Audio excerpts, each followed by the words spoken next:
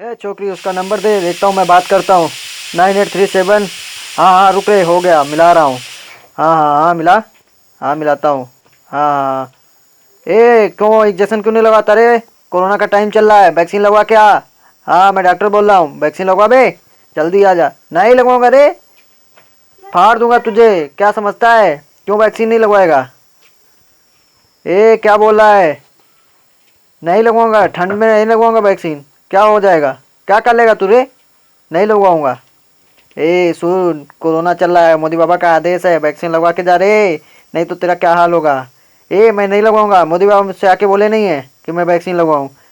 अरे सुन, मोदी बाबा तेरे घर आएगा ना, तेरी फट जाएगी, आके लगवा के जा बे वैक्सीन। हाँ हाँ, लगवा के जा। हाँ, मैं इधर नहीं लगवाऊंगा रे। क्या कर लेगा? मेरे घर पे आके लगा के जा।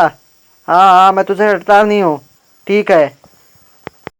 मज़ा आया हो तो चैनल को सब्सक्राइब करके ज़रूर जाना, और घंटे के बटन को तो ज़रूर दबाना, क्योंकि आगे से ऐसे ही वीडियो आपको मिलेंगे। धन्यवाद।